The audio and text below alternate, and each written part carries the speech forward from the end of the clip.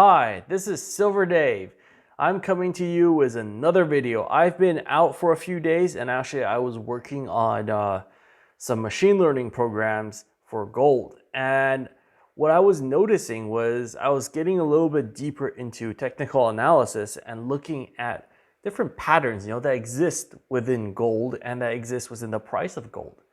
And I got into this because, the price of gold has been a bit volatile over the past few days, and it made a really interesting case where you could look and see if, some of the technical analysis like rules or methods actually work. And this is what I kind of found out. So I was getting into reading about the Fibonacci sequence and then the Fibonacci retracement levels of different prices and so on. And what I realized was that it's pretty much just an estimate of the probability of some price staying at a certain level, right? The basic of the retracement level is that it's a pattern and it's based upon the Fibonacci sequence, which is found relatively everywhere in nature. You can find it in the galaxy, in sunflower dimensions, insect shapes, and so on. So it's a very interesting number sequence. That was discovered by an Italian mathematician called Fibonacci. What I found was when I applied the Fibonacci sequence over to the recent price changes, what you saw is that actually it does fit quite well when you take the highs and lows. Of course, this is sort of a backwards analysis of previous prices. But even when you just look at the price and you overlay the Fibonacci sequence over it, you see that, there is a pattern.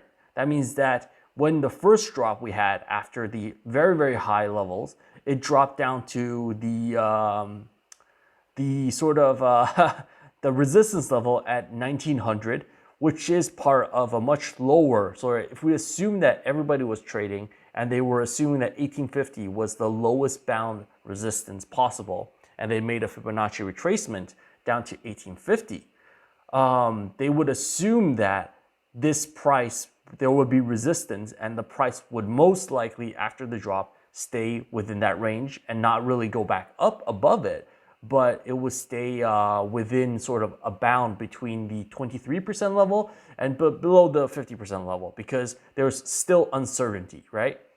And then there was more vaccine news, election news. It kept dropping it lower.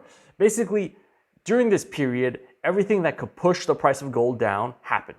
That's pretty much what happened here. And the probability of that happening was relatively low. There was only a 20% chance of it happening, and it happened, right? Then what happened? Well, once all of those items were priced out, some people entered the market again at 1850, and then the price of gold went up. But before Black Friday, there's a massive sell-off in the gold market, and basically within almost a week, we pretty much went down to a zone where, if you look at the Fibonacci retracement of the second part of what happened during let's say over the period of between the 5th of August and the 30th of November, and especially during the week of Black Friday, we saw that, the price really reached a level that was very improbable for it to reach. That means the 1770 levels. And I was thinking, okay, this is very interesting because, what this does is it shows you sort of the speed and the probability relative to time of how something moves, right? And we're currently in a position where, we have a very improbable price if we look at the price of what it was almost 5 months ago. It's close to 10%. If you were to pull this out completely, it would be close to 10%. And so what does that mean? What does that mean for how can we put this into some machine learning algorithm so that it understands the speed of price movement relative to its historical timeframes, right? Like I said recently in some of my videos, gold really usually never moves so fast and so much. And what I also was looking at, I had my RSI open, and I was looking at these periods, and I was suddenly realizing, the RSI actually matches correlates pretty well with the Fibonacci retracement. So instead of maybe doing, draw, because I can't really draw a graph when I'm feeding the data to my machine learning algorithm. I have to feed it like numbers, I can feed it words and so on. Trying to have it learn over graphical data is very, very computationally expensive. And if I was to do that, it would it wouldn't run on my computer. I would need like a machine learning rack to do it, and it would be to do it in a reasonable amount of time. I mean, it could run on my computer. It would just take me months before I get anything out of it to test. And instead of having 3 days of working on this, I would be working on this for almost like a year, and half of it would just be waiting for a result to come out of the machine learning process. So I decided that, maybe I could just use the RSI, and since I was already using the RSI, I could use the RSI in a more extensive manner. Because this rule, the Fibonacci, sort of this method of estimating, reversions and price probabilities, it exists in all markets. It's not just the gold market, but multiple markets have this, people trade based upon this. And it also means that markets that are both inversely correlated and correlated with gold will use these to make their own estimates and decide sort of a little bit on, for all of the, I would say, market makers, decide a little bit on the direction they want to go with their asset, right? Just as part of speculation, they use these tools to improve their speculative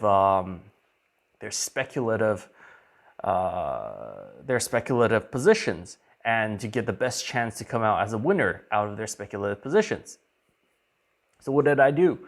I decided to actually use the RSI, but not just for gold, but use the RSI for multiple markets, and also take in the exponential moving averages and the general trends for all the other markets to make my predictions for gold and silver. And this is what happened.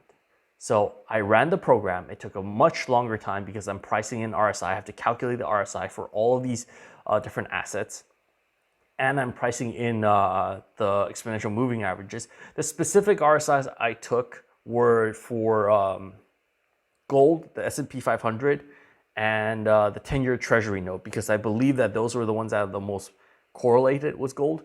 I could take some more, but it increases the calculation time by a lot for every single additional column I add.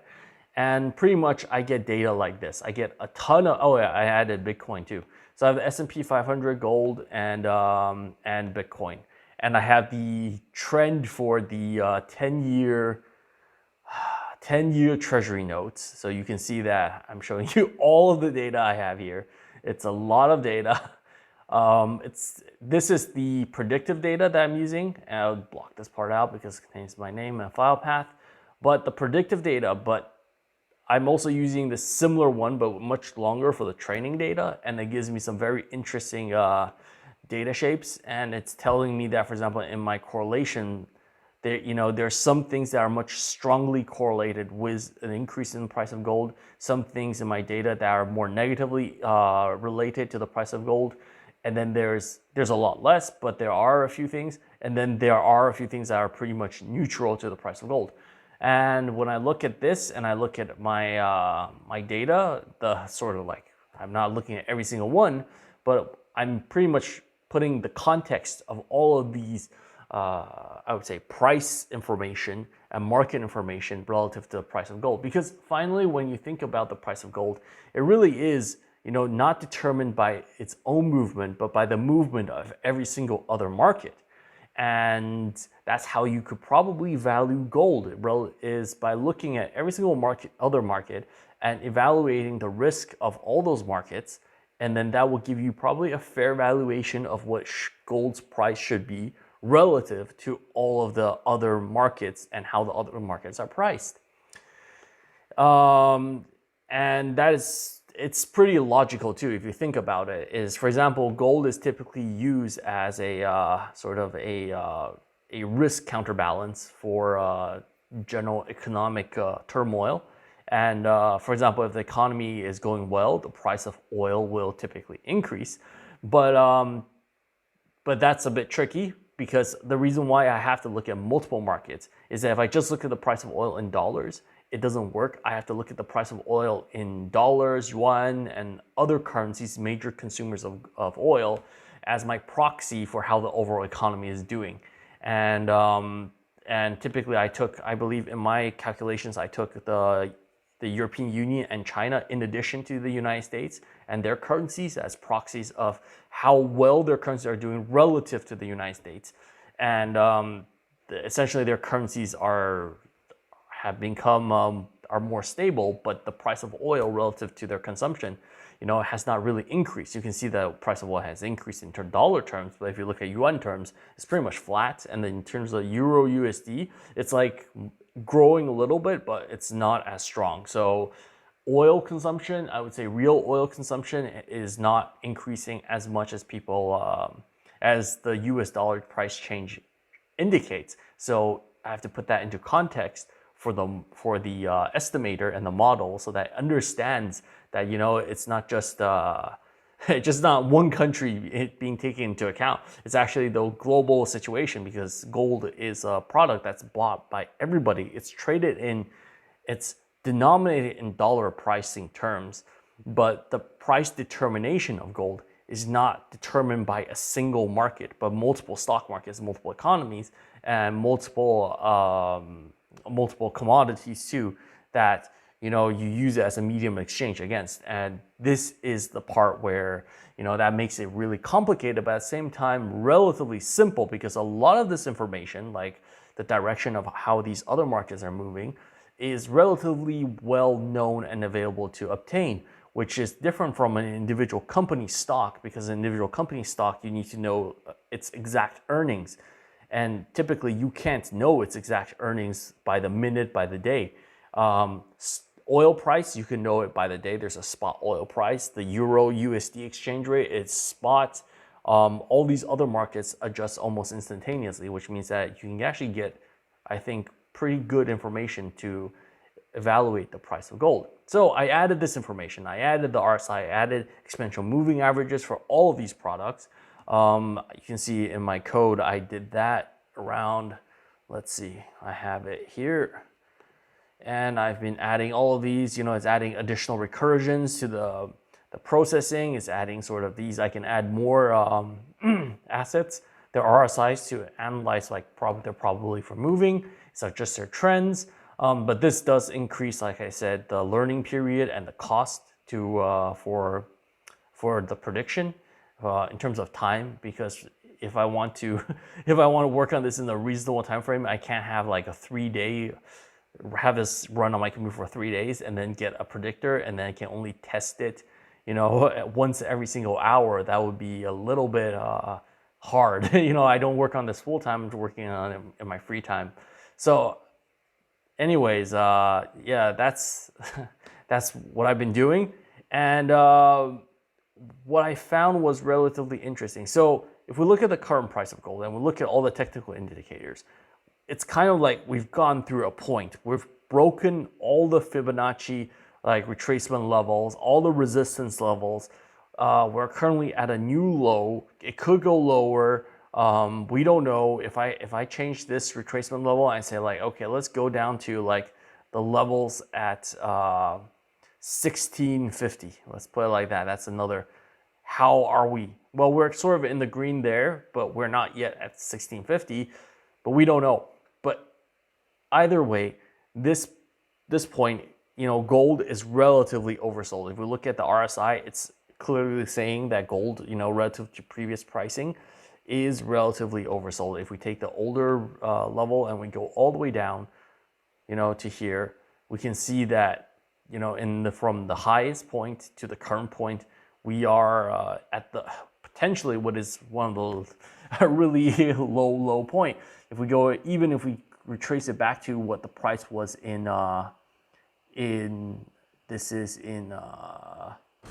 June, the price is low. It's not it's still under the 20% of the Fibonacci retracement level at 1787. Can it go lower?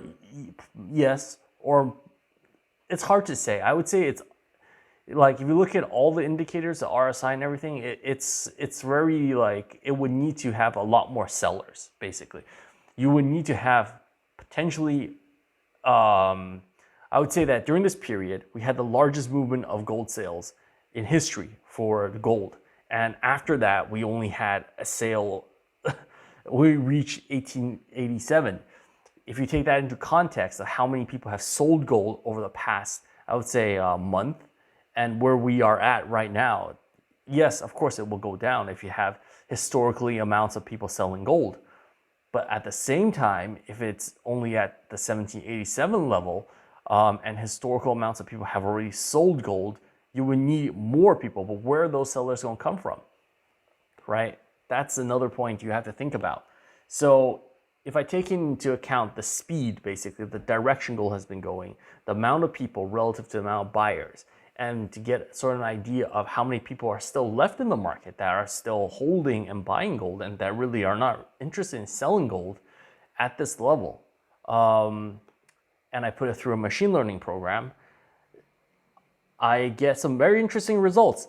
Basically, my predictions, at least what the machine believes, looking at all those technical indicators and looking at the direction gold is going relative to the technical indicators, it's predicting a reversion. It's predicting that the fair value of gold relative to the direction that all the other markets are moving, in addition to its own movement, we should be seeing a reversion in the price of gold. Now, this is the one-day predictor, and the most recent result is that it keeps predicting that we should be going way up. We should be hitting the 2000 levels in the next few days. I don't think we'll hit the 2000 levels in the next few days, but after those few drops, it does believe that we should be going up. And if you do technical analysis and you look at, the RSI and all those indicators, you should be thinking, yeah, we're at a low. We're going closer to some lows, and possibly like we might see reversions coming soon, and that is very possible.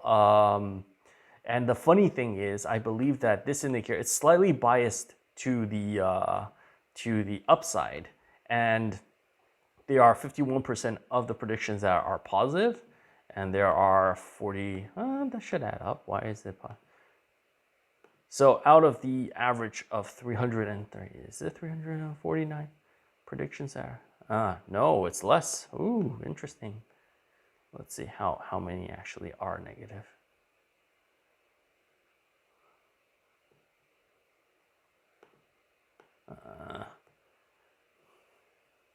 Let's go all the way down. Let's see how many are actually negative here, are positive. Okay. Yep, that doesn't work. Okay, let's just see this. Anyways, if we go and look at this, it's 51, 0.51 average. And then we look at here, we are 0.39. So actually it's able to predict, in most cases historically, it was able to predict the upward movements of gold in this price prediction. Although currently it does have quite a strong deviation. Has it ever had lower, like much stronger deviation? Yes, it does. It has had, I believe, deviations up to the lowest would be 87%, and that would be actually, I think, the most recent predictions. So,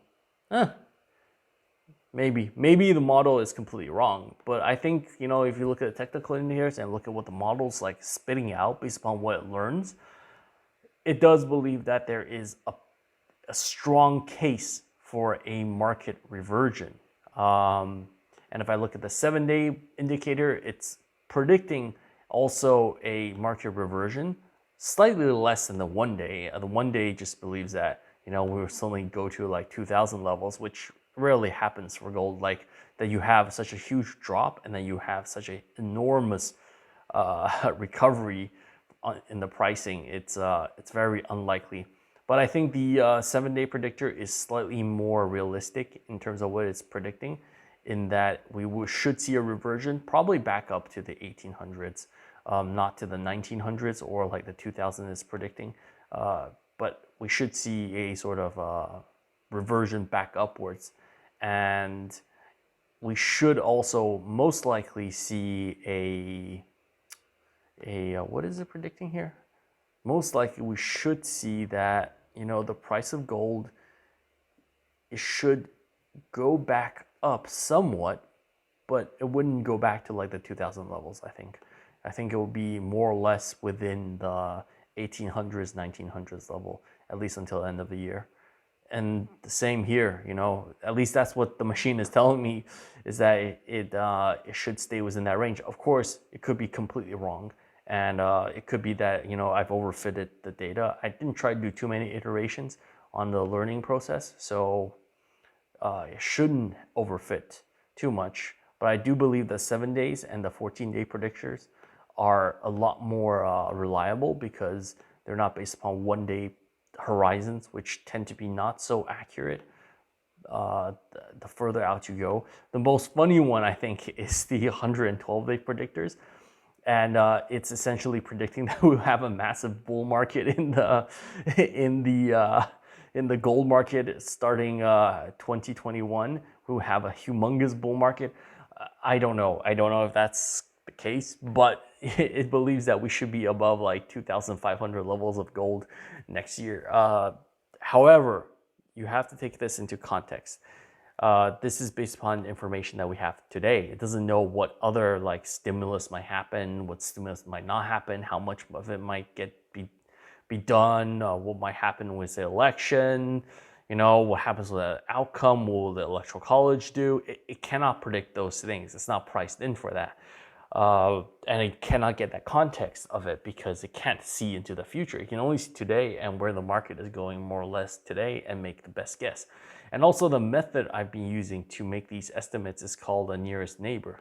And it's a lazy learning process. Essentially, I give it all of this data to learn on. And for each one, it has a target price of gold, right, for these horizons. And let's go to the very end. And it basically learns that, for example, if price of gold is 0.16 up over a course of a day, that is one situation in the past, and it has a specific like pattern. And then it learns that, it changed to like that for 0.18, it has a specific pattern for all the other markets, their movements, oversold, overbought, and movement direction, and so on. So it learns all the patterns for each individual price. And then for the current price, what it does is it takes the sort of the best guess based upon all of the past patterns, right? If one such pattern existed in the past, and that is a good fit for the pattern that we see today across all those markets, it will take that pattern and then make the projection based on that. It's a very lazy learning process, but it's very powerful in the sense that it's very good at recognizing and classifying patterns. And that's sort of the basis of technical analysis is that you look at previous price patterns and you make a future pattern projection. But of course, it does have some flaws in that it only knows past patterns. Of course, it knows a lot of past patterns. It can generalize the current pattern. It can generalize the basic today's pattern and pick the best fit past pattern into it.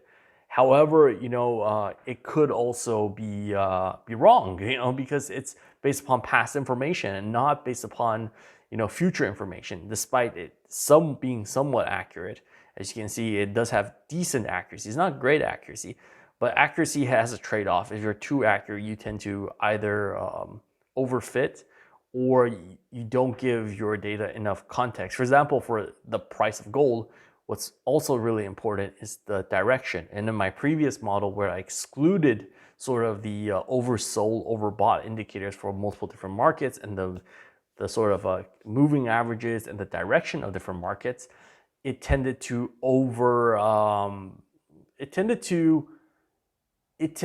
underestimate the upside momentum, but it also overestimated a lot of the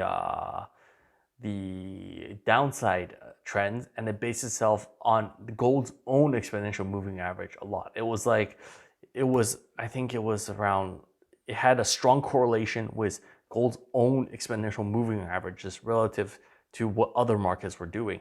rather than what other markets were doing. It was kind of ignoring that data, and it was saying that, okay, the most strongest pattern I see is the exponential moving average of gold itself, and we're going to base our projections upon that. And that was the best pattern it decided on. And I was like, yeah, that sounds like kind of sound, but at the same time, you do know that gold is not based upon its own pricing. How gold is priced is relative to how other markets, the risk factor in other markets, and then gold decides, people decide how they want to price gold relative to other markets, and then they buy in or buy out as a store of value between financial markets. So that's that's what I've been working on. Now, I do want to put this into context of why I think there is a possible reversion besides looking at the technical indicators. As you know, right now, over the past few days, we've had Black Friday. And and we've had like massive stock market growth during this period, right? The Dow broke 3,000 levels and so on right before Black Friday. And I think it's a little bit dangerous to assume that the economy is recovering because of because of the Dow. There's a lot of, if you look at how the companies are valued right now, most companies, they're based upon last year's, or at least the first 2 quarters of earnings, and then their indicators show the last 2 quarters of earnings, but not the latest quarter of earnings, which hasn't been fully priced into the price of these stocks, right? And people are scared to lose all their money, that there will be more money printing, so they're flying into the stock market in hopes that, it will preserve their purchasing power. Essentially, they're doing what, instead of using gold as a refuge, they're using the stock market as refuge. And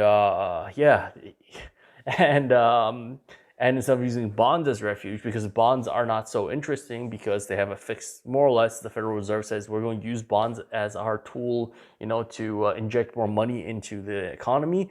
So private investors, if you want to buy bonds, you have to buy it at our 0.35 interest rate, because that's what we're going to almost fix it at. So people can't fly to bonds to protect their purchasing power. They're not flying to gold because a lot of people don't understand gold. They don't understand the relationship gold has with different markets. It's actually not talked about a lot. I mean, I've studied economics and also I've studied other subject matters, but this stuff, nobody talks so much about gold. Nobody understands what's the gold's purpose relative to the overall broader market. At least people do understand it, but it's just not taught. You're not taught this stuff, and you have to go and look at it, and then you have to try and look at how the market's behaving. You're like, okay, gold is sort of like I said, a supranational currency that you can put your money into as a holding period when you think your own currency is at risk, so you can protect your purchasing power in a global scale. So that it makes it very interesting for national banks of other countries who don't necessarily want to hold always the dollar as a reserve currency. It also means that if you don't want to hold the yuan as a reserve currency, if you don't want to hold the euro as a reserve currency, or you're holding a bit of all of them, but you don't want to be so reliant on all those currencies, then you buy a bit of gold to offset the risk that those currencies, might tank. Or those currencies might do something crazy and then print out like $50 trillion and debase their currency, and you've got no choice. But either to follow suit and debase your currency, and it's like your economy crashes because you've got hyperinflation, because you're a small economy, you can't, offset all that currency printing. So it has a purpose in the overall market, and pricing that purpose in is quite difficult, and nobody really teaches you how to do it. And if you're trying to learn about it, you have to read a lot of different materials, and that's what I've been doing over the past few days. But to get back onto point is basically people are treating the stock market as if it was a safe haven asset. I think that's what they're doing. They're trading the stock market as a safe haven asset against the overall economic collapse, because they're saying that it's dissociated from the overall economy. So there is no risk. That's what I think people are thinking. It's dissociated. It makes money. who cares? But people forget that the underlying asset of the stock market are companies, and companies depend on the economy to survive. So to go back to that point, I want to talk about Black Friday. So Black Friday it's just basically last Friday, and we'll have Cyber Monday. Pretty much it's the week and then until Monday. And I think some reports are coming out to tell people that, Black Friday, it's not too bad. We've got online sales totaling over 9 billion, which is a 20% increase from 2019. Yeah, that's promising. That tells you that it's pretty good. But here's the thing. Here's the thing you have to look at. Now, I'm showing you the article that says there's 9 billion. It's not saying that it's better or worse, this article, but 9 billion of how would you say it? A 20% increase in online sales, right? I was looking at this number. I was thinking, okay, so if we go from like a 20% increase, we can think there's more shoppers, and then 60% of shoppers plan on doing online and so on. What does it translate to in terms of total sales for the whole of Black Friday? And the interesting thing was a lot of articles were not mentioning,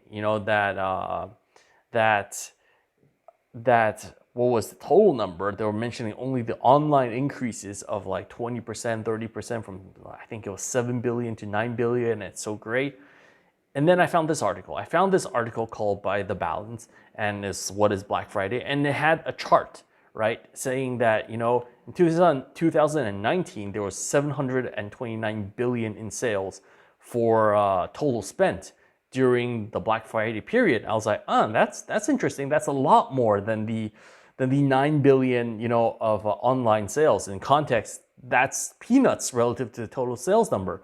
So where did they get this information? So then I was looking through their article sources, and I go down and I see that there's the National Retail Federation, and they actually have have data. And then there's the Winter Holidays FAQ, and this was accessed on the 20th of November, and then went to the Winter Holidays FAQ of the National Retail Federation. And I see that according to their numbers, right, the projected numbers, they're projecting a increase in sales for Black Friday this year. And I'm thinking, well, that doesn't sound like really normal, right? It's a little bit weird. Like we currently have a pandemic. All sales numbers are down. I work in sort of a retail sector, and I know that some businesses that have purely brick and mortar businesses, they're down 98% during Q3 and Q4. So I was like, yeah, this number seems like a little bit disassociated. I need to see like how are they getting to this estimate? And basically, their estimate is that currently there is around 168 billion in online sales last year, and they expected to go up to 200 billion this year, which is an increase of 20%. It's a good increase, right? So it means that there was around $513 billion of physical sales. So this is what they're not saying in their articles. You have to look at the wording.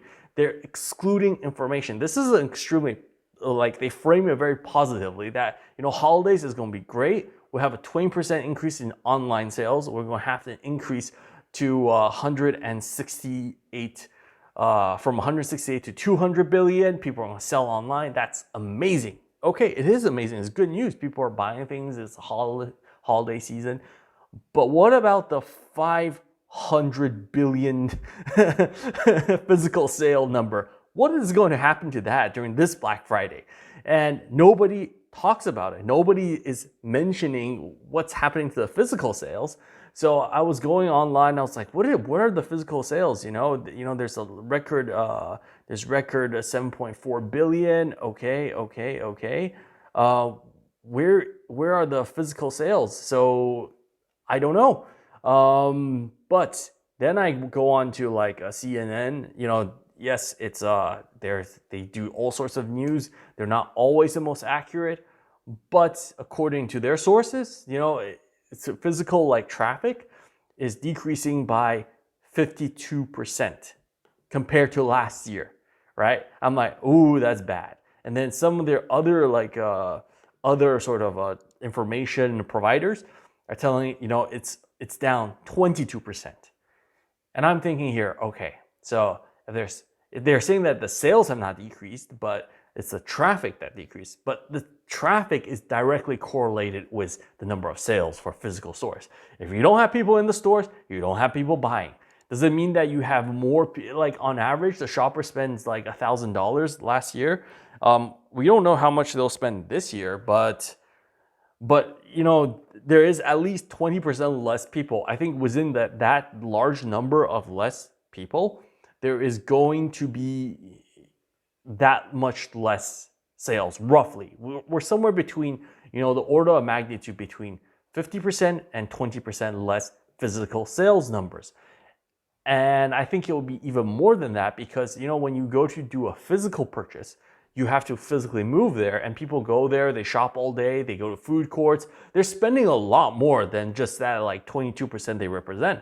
They're shopping plus their families being there, plus the extra entertainment they might be buying during Black Friday.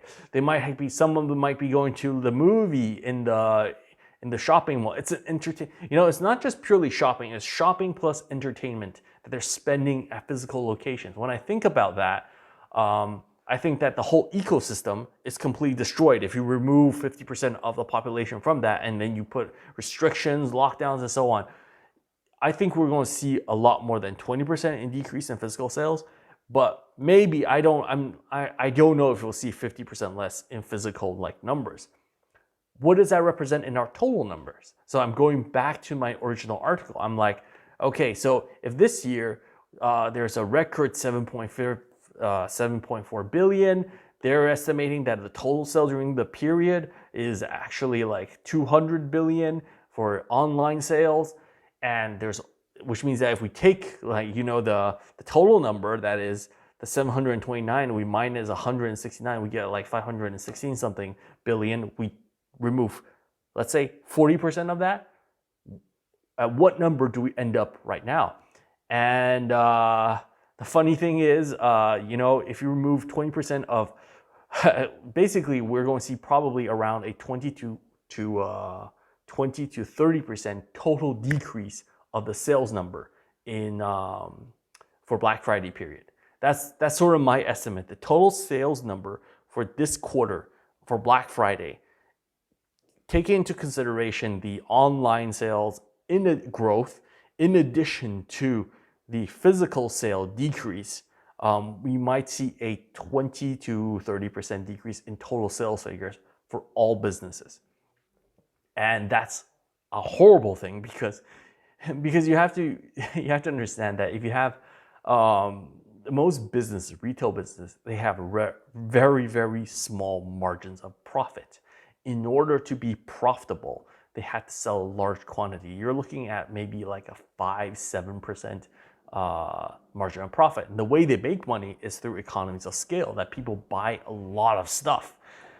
If you have a 30% decrease in your sales numbers, it's basically a retail crash. And that's going to crash a lot of retailers because they're not able to distribute. Once you have that, you have supply shortages, whatever, it has knock-on effects. And this is not priced into the price of the overall market.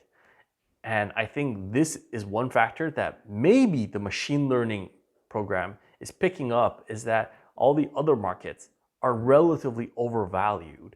And any type of external shock, such as a horrific bad total sales for Black Friday, will result in an overall market correction for all the other assets.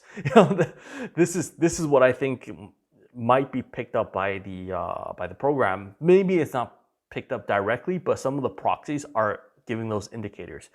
And it's not great because if a lot of retailers go bust, they tend to retailers hire a lot of blue collar workers, and if retailers go bust, then a lot of people, like I'm not talking about the people who make the most money, but overall they're still people and they still represent a large part of the economy.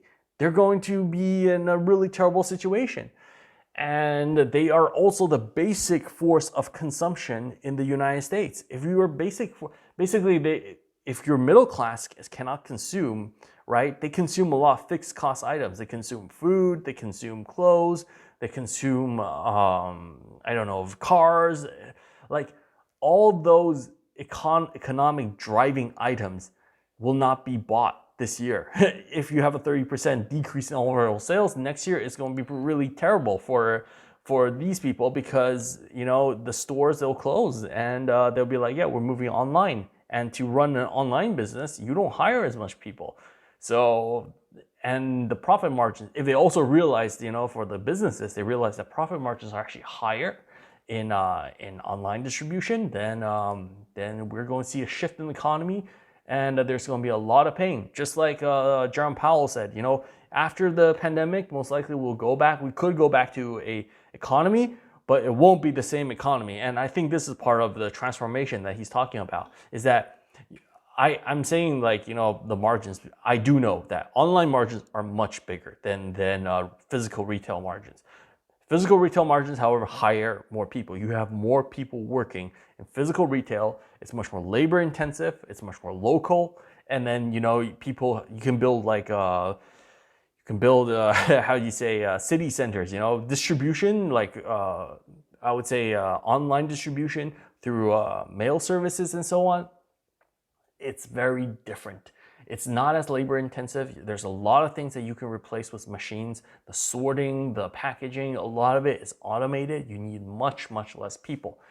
And people are paid less. They're not paying necessarily more to do the job of physical retail. And yeah, it's going to create maybe whole regions where, there might be physical retailers before, and all of a sudden it's just like a desert. Anyways, to go back, I think that we're due for a possible reversion. Doesn't mean that we will have a reversion, but we are quite heavily oversold in gold. And I think that, it's the precious metals. We saw lows for silver. We didn't see, even despite the massive sell-off, that means that all the election risk, everything is priced in. We can assume that it's been priced in and it's gone. We haven't seen during the last week, like, sell-off to pre-pandemic levels. It hasn't gone down that much. If you take it into context, it has not gone down to pre-pandemic levels. It has not gone down even further. And this applies to both gold and silver. This is the thing. If you go and take a look at it, it's changed, but it hasn't changed that much. So remember to keep stacking, stack in good health, and subscribe for content, usually daily. Sometimes if I'm working on something that's a lot longer to work on, it might not seem like a lot of work, because there's I've already produced the results. But I can tell you, when I did the first pass at making the program, like remaking the program, taking into all the RSI and everything, I think I spent the whole day waiting the results, and then I was working on other stuff. But pretty much my computer was blocked when it's doing the machine learning process, because it eats up the whole CPU and memory and everything. And I couldn't use my computer, so I had to use one of my other computers, a smaller one, and then and then I was like, I couldn't do video editing because it's my main computer. It has my video editing programs on it, and I was like, okay, let's see what are the results. And then actually, I made a mistake in parsing the data, and I realized that I was getting empty fields, and it was making really weird projections. Like, it was making negative gold projections, which was which was very interesting when I saw it. I was like, gold is going to go into negative territory. Like, you have to pay people to hold your gold. That was an interesting projection. It made negative gold projections. I was like, that's interesting. That will make negative gold projections in a year. That I don't see that happening, because it doesn't really cost very much to hold gold either. It only costs, the cost of gold costs more the more valuable it becomes. And that's the funny thing. If gold has zero value, it actually costs very little to hold gold, because there's not that much gold to hold, first of all, because you can fill maybe a house full of gold. If it's of zero value, just leave it there. Don't even need security. Nobody's going to take it. you know, it has zero value. So gold doesn't cost very much to store. It costs more if the value of it increases. That's what I wanted to mean to say. But then also, you know, $1,000, if you have $100 bill or a $500 bill, it's more valuable than gold in today's economy. I'm not talking about future economy. But if we're talking about right now at this moment, what's more valuable, having a $100 bill or a gram of gold? It's a $100 bill. If you have 2 grams of gold, maybe the 2 grams of gold, but then you still have to sell it, trade it. So maybe the $100 bill is still more valuable. Because you can immediately go out and then buy food. You can buy like supplies. You can buy clothes. You can spend it, and not so much spend it to like consume, but spend it on things you need to live, like clothes, food, rent. You know, this is the difference. Like you know, you have to adjust your thinking about what's money. Money isn't just fiat currency. Money is actually a representation of what you can do. And right now, at this moment, you can do a lot with the dollar. So I'm not so much a proponent of saying, you know, that the dollar will die tomorrow. It's not going to die tomorrow. You have to tell the truth. You can't say it. But maybe the dollar in some future, don't know how long it'll take, will die. You know, like all fiat currencies. All fiat currencies till this date have died at a certain point, or had to be restructured or made into a new fiat currency. But that has never happened for gold. So this is something that you have to think about. That maybe in the long term, gold is good, but in the short term, you need cash.